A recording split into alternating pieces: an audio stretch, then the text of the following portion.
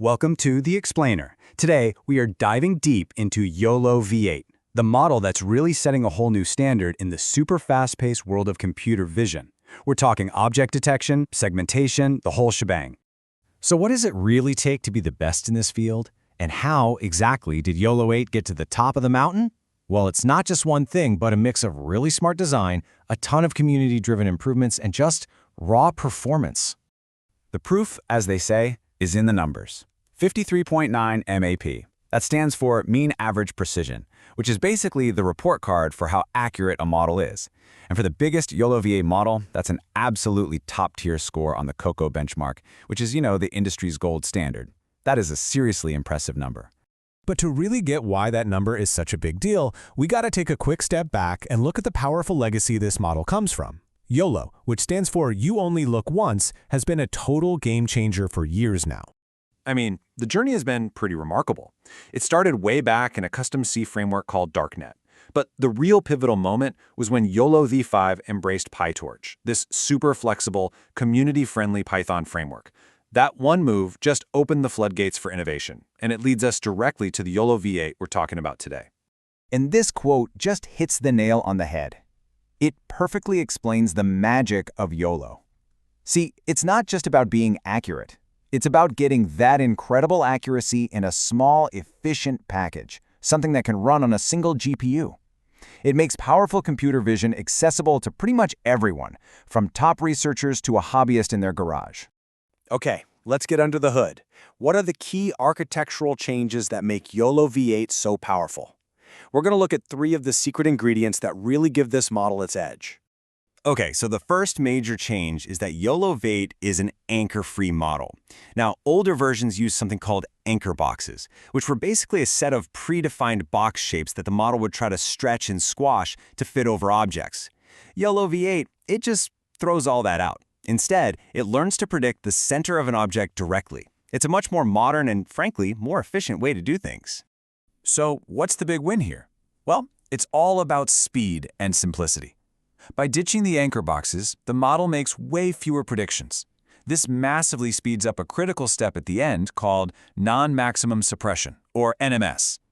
You can think of NMS as the cleanup crew that filters out all the duplicate and overlapping boxes for the same object. Next up is a really cool upgrade in how the model processes features. YOLOv8 used a module called C3, which only looked at the final output of a processing block. YOLO8 introduces this new C2f module, and it's designed to be way more comprehensive. It gathers up feature information from every single stage inside that block. This gives the model access to much richer, more detailed information to make its predictions.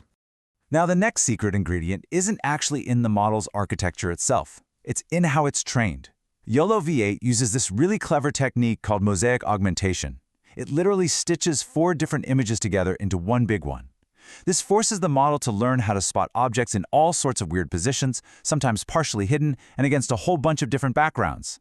And here's the twist. This shows you just how much detail the researchers went into.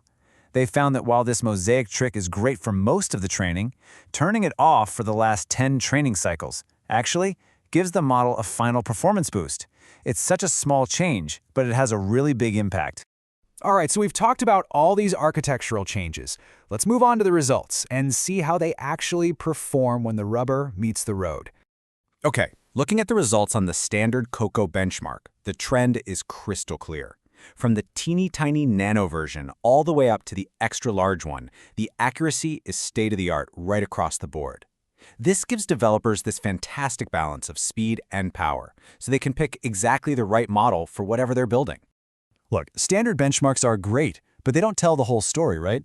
The real test for any model is how well it generalizes, how it handles new, unique, and sometimes really messy real-world problems. And here's the proof. This chart shows the average performance across 100 completely different datasets from the RoboFlow 100 benchmark. And as you can see, YOLOv8 consistently and pretty significantly outperforms the older versions when you test it out in the wild. But, a great model is only half the story. To really be state-of-the-art, it has to be usable. And this is where YOLOv8 introduces another massive upgrade: its focus on the developer experience. It now comes with this beautifully streamlined command line interface. And even better, it's now a proper Python package. You can just pip install it. This makes it so much easier for developers to get started, to train their own models, and to deploy them, all from one unified codebase. I love this quote because it really captures the whole spirit of the project. YOLOv8 isn't just some static file you download and that's it. No, it's a living, breathing project. It's built to be a foundation for the entire computer vision community to build on and to improve together. And that leaves us with one last kind of provocative thought. With progress moving this fast, driven by these incredible architectural innovations and this open community, today's state-of-the-art is always just a starting point. It's just the baseline for whatever comes next. And man, it is exciting to imagine what that future is going to look like.